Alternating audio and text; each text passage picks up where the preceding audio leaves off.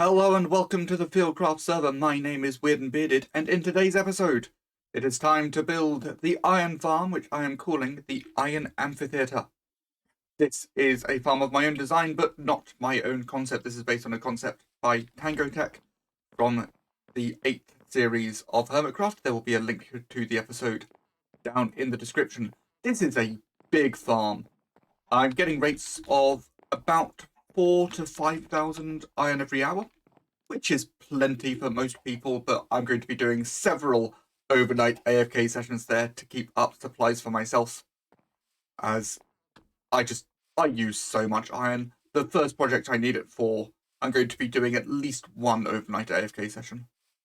But before I can do anything, I have a big hole to dig, I have resources to collect, and I have mobs to gather.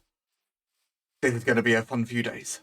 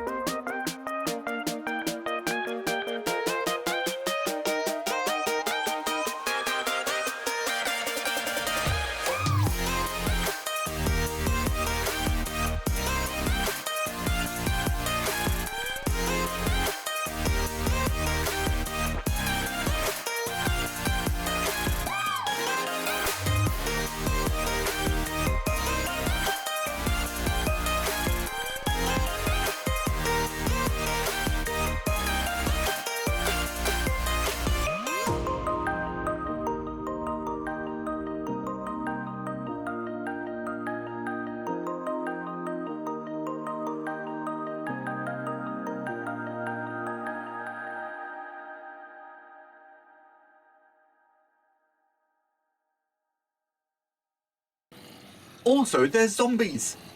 The footage of me getting the zombies didn't record properly, and I don't really know why the footage got corrupted. But we do have zombies. We have 40 zombies, all with pumpkins on their heads, which just makes them look kind of adorable. They all, well, for the most part, they all came from over here. We have a nice cave system where I gathered them. Some of them just spawning out here at night time. It is all now nicely lit up. Unfortunately, earlier today, I made some changes to the iron farm. Quite major changes. So, all the time I spent gathering resources could have been greatly reduced. And I now need to change my resources slightly. But once I've done that, we will get on with the build and we will take a look at how this thing is going to work. All the blocks have now been gathered. They're not all necessary for the function of the farm. A lot of these I am using purely for decoration, as I have built that into my schematic. But let's take a look at what we've got. 1,184 birch fences, 800 birch planks, 1,321 birch slabs, 565 birch stairs, 620 birch trapdoors. They're all going to be used for decoration. You don't necessarily need them. I do. 41 blocks of redstone, 800 buckets, all eventually filled with water, 336 chests, 4 crafting tables, again used for decoration, 800 dispensers, 6,236 glass, 6,176 glass panes, 80 glowstone, 217 hoppers, 49 lava buckets. You don't need all of that, but you need 49 if you want it to be level lava, like I do. 1 lever, 3,133 oak fence gates, 484 observers, 6,360 blocks of your choice. I choose polished andesite. 1,925 slabs of your choice. I choose polished andesite slabs. 240 redstone comparators, 2,288 redstone dust, 468 redstone repeaters, 411 slime blocks, 716 soul sand, 400 spruce trapdoors, 289 sticky pistons, and 120 white beds. There's quite a lot. And if we look down into our little arena, you can see some of the blocks have already been placed. So let's go and see what they are. I have moved my ladder so that it is out of the way. I probably don't need the ladder. I could have just flown down. Let's fly down as soon as we're away from this one wide hole. Nope, that was going up again. Here we are. So you can see I've dug a few extra bits into the walls. I didn't dig it out quite as wide as I needed, but I needed to go that wide in those areas. So this farm is going to be split into 40 different sections. Each section has 3 beds for 3 villagers and also a block for a zombie to sit on. You may have noticed there's currently some pillagers in there. I hope they don't kill any of my zombies. That would be very unfortunate. I don't really know how to handle this situation. I'm kind of just waiting for them to despawn. So yeah, we're going to have a zombie there. The purpose of this zombie is at night time I want him to wake up my villagers. And the villagers all need to stand on this block. So they're all going to wake up here. We're going to have blocking off other places for them to wake up. And there's going to be a water stream there. We're also going to have a water column up behind them. So we're going to need to be able to turn that into a bubble column. And we're going to be doing that by pushing these blocks back and forth. So we're going to have 5 slime blocks. And I'm going to fall down.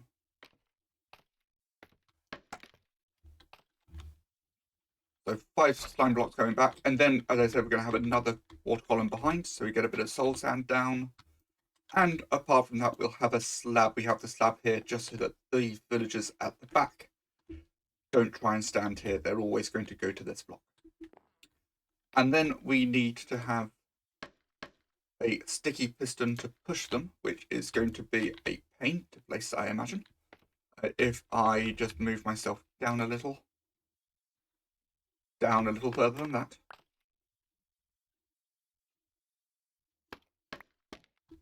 Yes, we can stand there.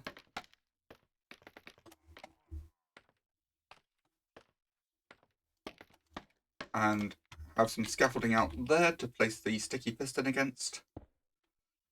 So then the first thing we need to make is a circuit that will activate that piston. Is going to move that block up and down so that the zombie comes in and out of view. And the reason we're doing it that way, rather than using water streams, is simply so I can have full control of the timing.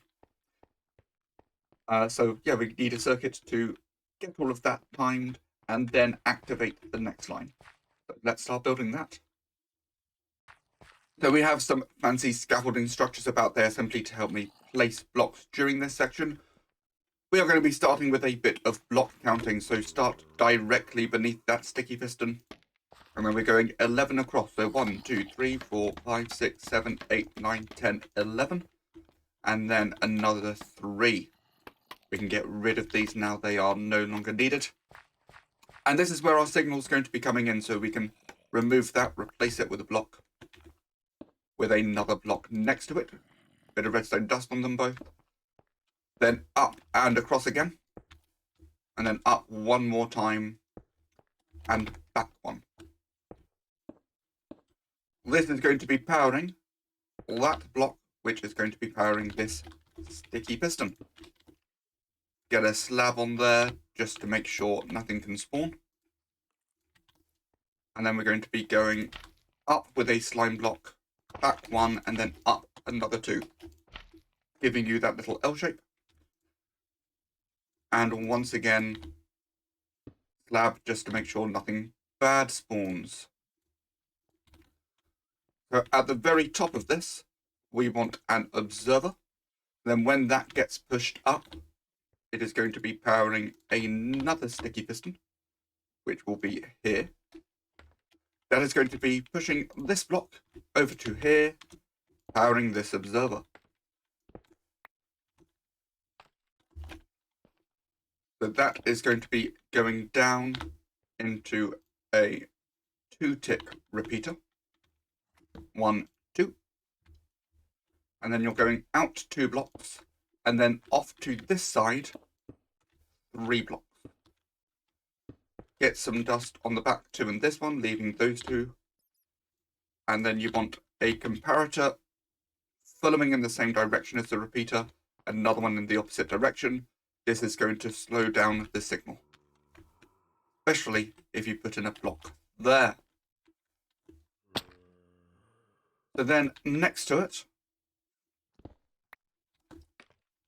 we are going to take a line of blocks right over to that sticky piston and have at the end 4 repeaters on a 4-tick delay. And then the rest can be filled with redstone dust. And again, for a bit of spawn proofing, though this is mainly to stop golems spawning. 1, 2, 3, 4 slabs.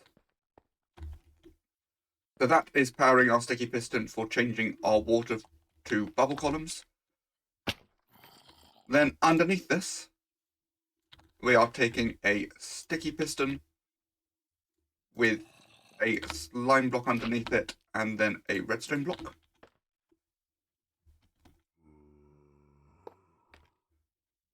This is going to be powering a line of redstone along here,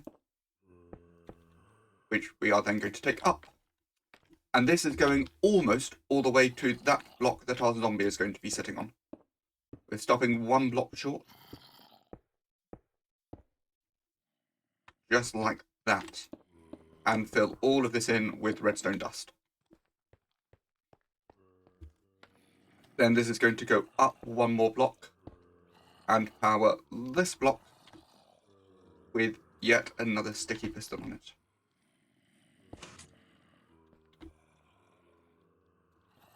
Then another line of slabs along here, going all the way back.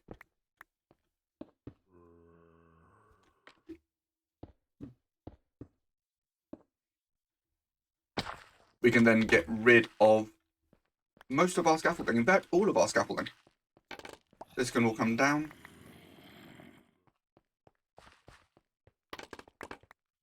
So that is that top observer. Let's see if I can make my way to get these. Good. But we're going to have another observer off of the front of our line system. So this is going to be activating when we come back down. So once again, it's going into a 2-tick repeater. And then we're building essentially the same shape, but with another block gap. And also off to the other side. So we're going to have our redstone dust in an L shape. And once again, comparative facing forward, another one going back, going into a block with a slab on it. We're then going to have this signal spiraling downwards.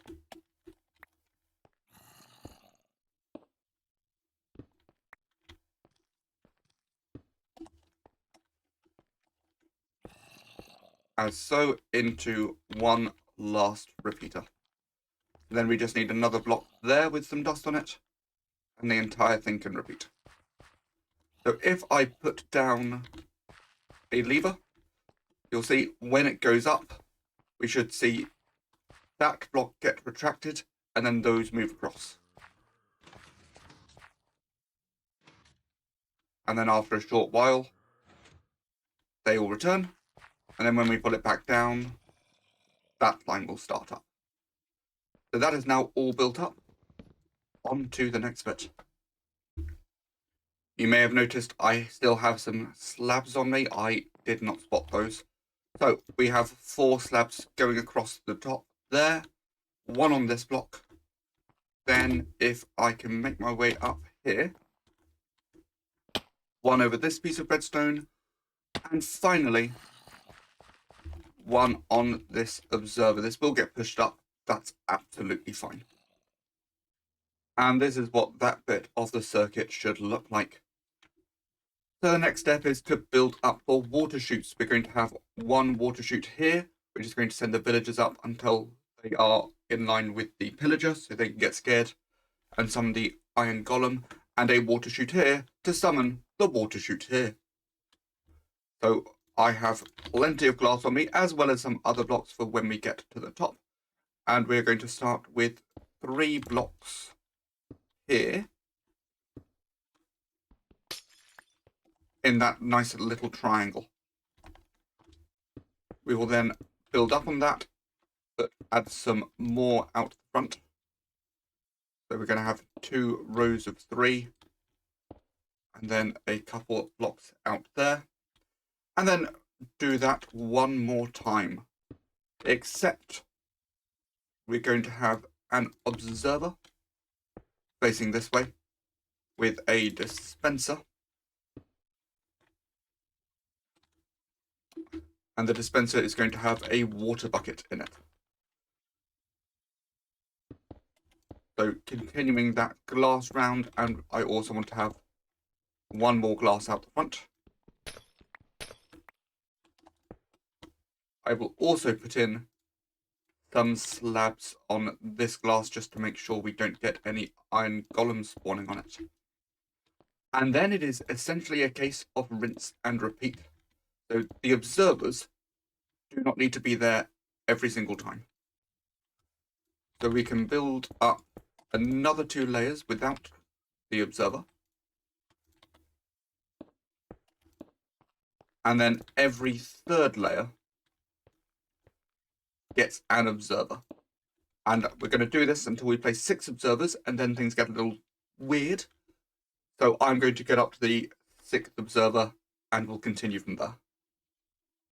I have been pillaring my way up. I've just placed in the 6th observer.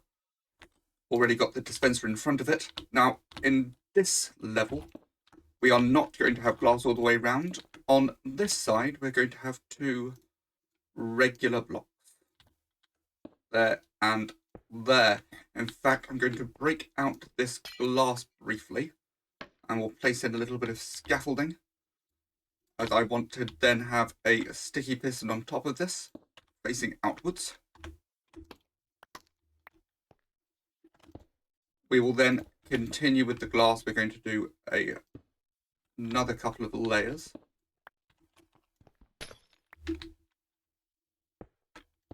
So making sure to fill in all of the dispensers.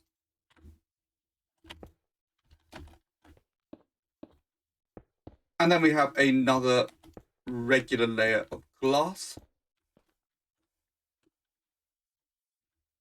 So then we're going to have another observer facing this way, but as well as that, I temporarily get rid of this one.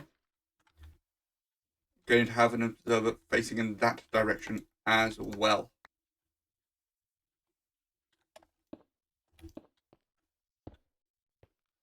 And on this side, we will have our dispenser with the water bucket, and then we're going to have some trap doors. So 2 on either side, which we're going to move up. And then this one, we actually need to be a top trapdoor.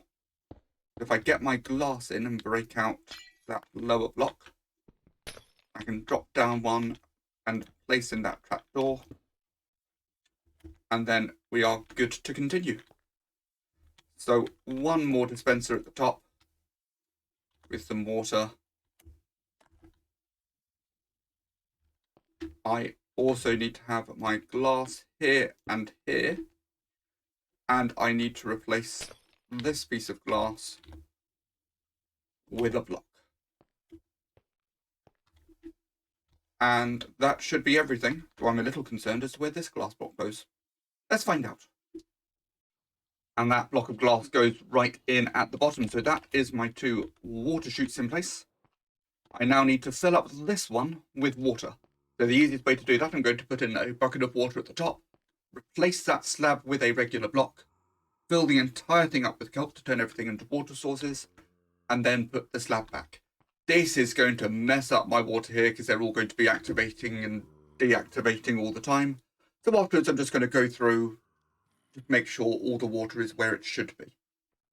With the water now in place, let's see what happens when we flick this lever.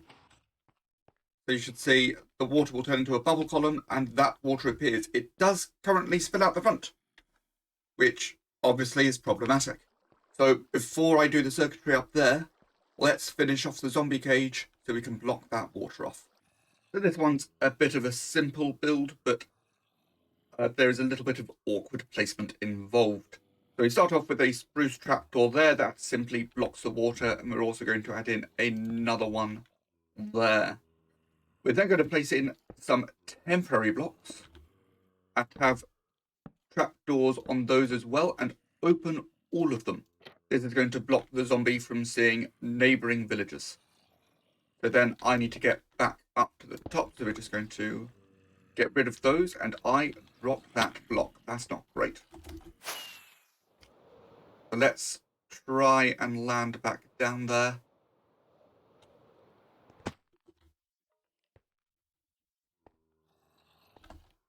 So placing this sticky piston back in with the block. So we're putting in blocks on the 3 sides not facing the beds, and then picking them up again, getting rid of our temporary blocks, and then doing 1 full diamond. So this isn't quite complete. These are all going to be slabbed off, and we're going to have another block in the middle with a slab on top of that, but I'm going to wait to put those in later.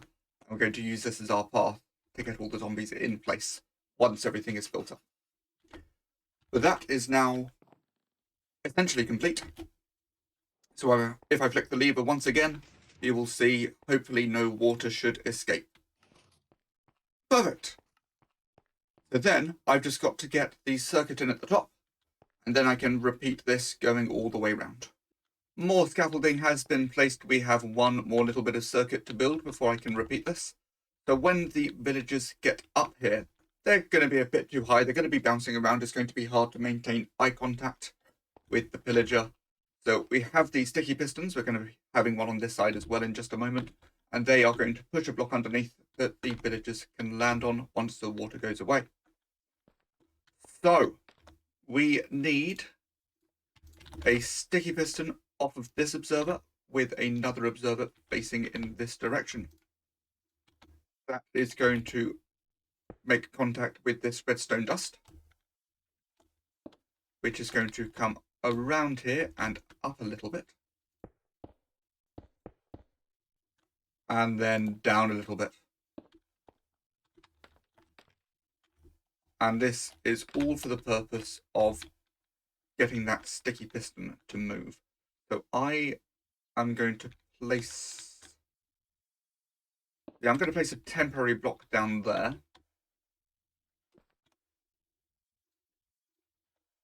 From there, the signal is actually going to go onto a slab. And I'm going to get rid of these 2 bits of glass temporarily and get the sticky piston in place. So once the redstone dust gets onto here, it is going to be powering a repeater on 1 tick, and that is going to power this sticky piston. I then just need another couple of blocks above here with some slabs on, just to make sure we don't get any golems spawning on there. And then I'll get rid of my temporary block, fall to the bottom, and climb back up. And from this observer, we also have to go in the other direction. We're going to be going 4 blocks this way. Now, we only want this line to activate once, but obviously with the water column changing from water to bubbles back to water, this observer is going to be moving twice. So we put a repeater here, going to have that on 2 ticks. It can't activate the repeater when the repeater is facing in this direction, so it will only activate when it's pulled back. We then fill that out with redstone and then put a little 2x2 over here, as we are going to be doing another comparator cooldown.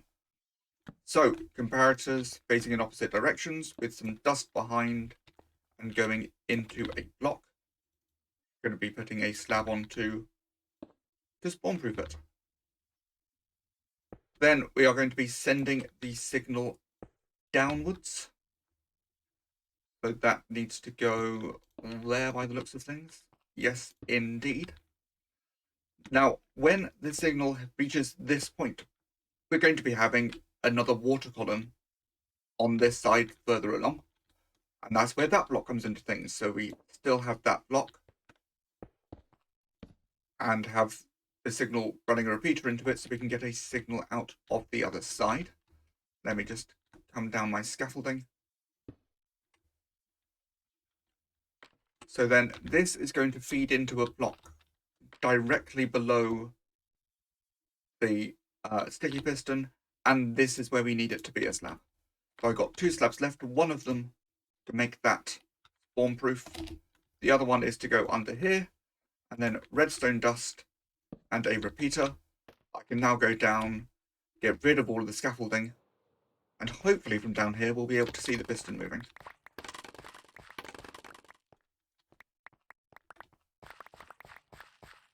There's a lot of scaffolding. I will take a look at those in just a moment. You can see the block has got pushed out and now it got pulled back in. Hopefully that was nice and clear on the video. So, if I take that lever away, this is how the final slice should look, minus all of the scaffolding. I just have to build this another 39 times. There will be some changes for the different slices. I'll go through those once this is all built.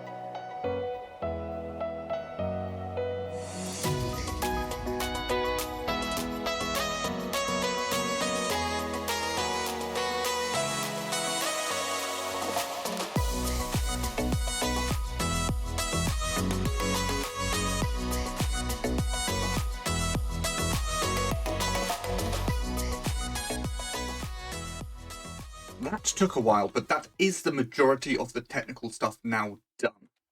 I did say I'd go through these small changes that were there with the larger version. So first of all, right at the top, this redstone is simply mirrored when I cross the line. No particular reason behind that, I just thought it looked a bit nicer. Also at the bottom, because there is, they're normally 3 apart and then in the middle they're 4 apart. So just here, instead of that being 2 across, it's 3, just to help bridge the gap. So I've tested all these, they are all working, but now, it's time to move some zombies. I have not tested this. We're going to just experiment with this. So I've got a little path around the top. And the idea is, if I get the attention of the zombies and get them to chase me into the corner. Hello? There we go. Don't need many, just need some. They've lost me. Come on, zombies. That's it. Then I can... Not that lever, this lever. I can get one zombie out. They will hopefully chase me up the stairs. Oh, I should take my armor off just in case they hit me, because I've got thorns. And then they are going to follow me round. So we have these trapdoors here, because we've got trapdoors in the floor. These are simply to make sure the zombie stays a bit closer to the front. Oh, zombies lost me, zombies lost me. Hi. Hello? Hi. There we go. So I have 40 zombies to place. They're just going to follow me all the way round, and the furthest one away, the trapdoor on the floor is open. This is going to take a little while, not nearly as long as it took to build this. But yeah, I'll get the zombies in, then I can clear up the bit in the middle. Then I may as well get the rest of the mobs in. But the reason I need to do this now is because the rest of the technical stuff needs to go down there. And that is going to be the on-off switch. So let's get this zombie into the corner. And then I just have to jump over this trapdoor.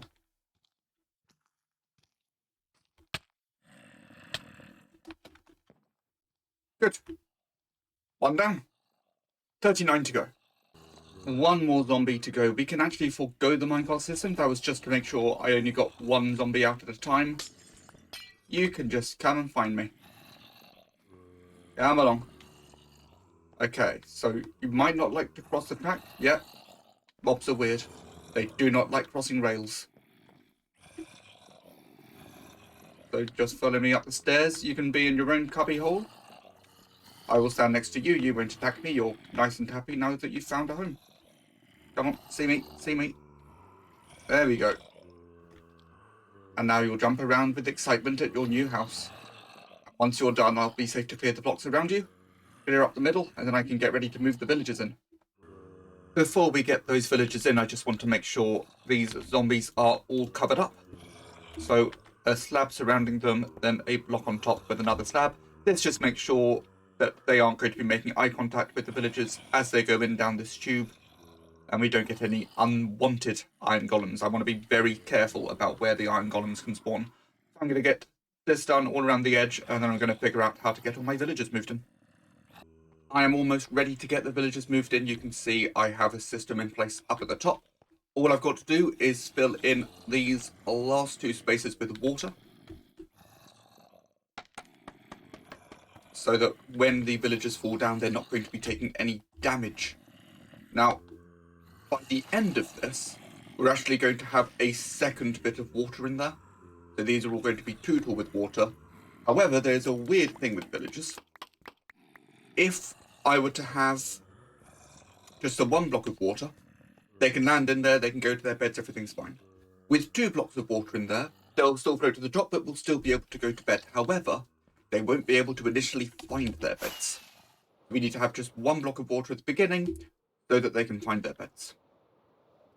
Now, up here we have our rail line. So we'll have a minecart going around here. It's going to constantly be going back and forth, picking up 1 villager each time.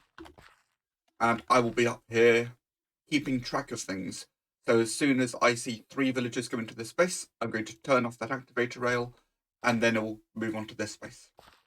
And then once all of the villagers are in, I'll go around, open up these trapdoors, and they should fall down and everything should hopefully be fine. We shall see. So I'm going to get the minecart going, and hopefully by the time I next talk to you, all 120 villagers should be in place. The last villager is on their way. We should see them cresting over that hill any moment now. I am watching on my camera account. They are cresting now. Here they come. So now they're just going to go down, round the square, and our last spot is here. Then I've got to make sure they all have access to their beds. So I'm going to wait till the next night, go around with my camera account to see who is sleeping, who is not. And once that's all done, we need to make some bays for our scary, scary villagers. Thank you. So now I can close this, open that trapdoor, you fall down, and I've just got a bit of clear up to do. So here's an example of what I was saying earlier. This guy cannot get to his bed right now. Hasn't been assigned a bed, so just cannot see it. If I get rid of this top bit of water and go grab that glass, eventually you'll see... Come on, recognise the bed, recognise the bed. I'll wait. There we go, recognise the bed. Goes to sleep. But the others were already in, because once they've found their bed, they can get in. So I'm just going through making sure everybody is in bed. I'm going to need to build containment for the scary villagers. I've already built 3. Let's see how they go. So I'm going to move until I am between the first 2 sets of trapdoors. And we're going up 28 blocks. Just like that. So then we're going to climb up, and once we get to the top, we are going to have a bit of glass for the villager to stand on, which should be any moment now. There we go. So a block of glass. I'm going to put down another bit of scaffolding, move to the edge, and then jump up so I can use that to place glass all around. And then we're going to take the scaffolding up a further 2 blocks and have some polished andesite, in my case, whatever block you choose. Eventually there will be another block in the middle, but it's a perfect place to drop the villagers down. Then just get rid of this scaffolding, glide down to the bottom, and get rid of the rest. And now I've just got to get all the 4 villagers in place, and then we can do more block placement, get this thing finished up. Back to the redstone. So it's all well and good. We have 4 separate sections. We need to combine them all together. So you can see I've already placed some blocks over in the corner to put some redstone on. We need to connect from this output line to that input. So we are going to take this to the maximum length, which is 15. So 1, 2, 3, 4, 5, 6, 7, 8, 9, 10, 11, 12, 13, 14, 15 pieces of redstone dust. Then we will add a repeater. And then we're going to take this to just before the gap. And then another repeater. And then dust along the way. The reason for the gap, this is going to help us turn off the machine. So we're going to have a block here with a sticky piston and another block. So when that block gets retracted, the signal can no longer pass through, and we will have this connected to a central lever. So I'm going to get this done for the other 4 corners, and then we'll see about how we're going to turn this thing on. So I've climbed up to the last segment in one of our 4 sections. This is where we do the timing for the next section, so this is where we need to activate everything. So we're going to go out 2 blocks, just so we can mimic this, a repeater on 2 ticks going into a piece of redstone. Then if I get some scaffolding down, 1 more.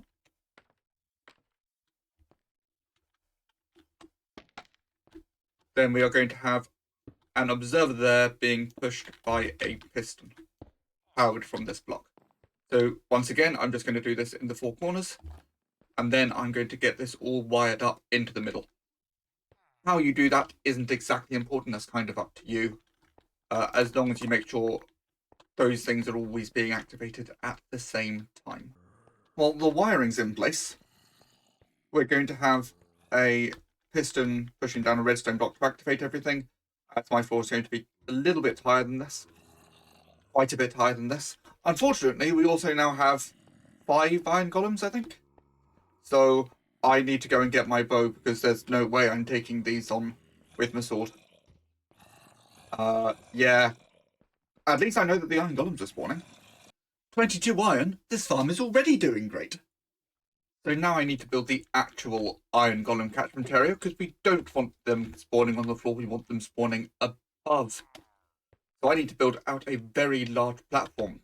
from where the villagers are, I'm going out this way 8 blocks, in both directions, and then this way 8 blocks as well. So we're not doing the full corner. This whole area, they won't be able to spawn in anyway. Also, it gives me space to go up and down so I can get into and out of the farm nice and easily. And the same along here, 8 back, 8 in. So where these intersect, we'll also end up with a gap in the middle, which is perfect. It's going to give us a little place to drop the golems into and have resource collection. This is being built directly on top, so obviously this block will end up being covered. Same over here. And that just acts as a nice stopper so that the villagers don't spill out the top with the water. So I'm going to get that all filled in. I'm also going to get the walls built up. So the walls are going to be made of glass panes, except this inner corner and the 4 corners of the inner section, they're going to be full glass blocks, just because we're going to eventually have some water coming up here as well. And we don't want them filling in the glass panes because glass panes are floodable. I can't remember what the term is right now, so I'm going to stick with floodable. Waterlogged, that's the word. They can be waterlogged. So yeah, I don't want that happening with the water, so we're going to have 4 blocks in the corners because they cannot be waterlogged. Everywhere else will be glass panes, going up 16 blocks in the middle, and basically up to the top on the outside. So I'm going to get that all filled in now. We have our iron golem catchment area now fully in place, so theoretically if I were to turn the farm on, we would see iron golems spawning in the bottom, but I do not want them there. We want them right in the middle. However, it is now getting quite late in recording time. I need to get this thing edited, so we're going to call this the Iron Amphitheatre Part 1. All the technical stuff is done, and for next week's episode, we're going to get the golem catchment area complete. We're going to get all of the water in, and hopefully get this thing fully decorated as well. Then the iron golem farm will be all ready to go, producing iron by the truckload. But for now, that is all we have time for. My name is Weird and Bearded, and I will see you all next time.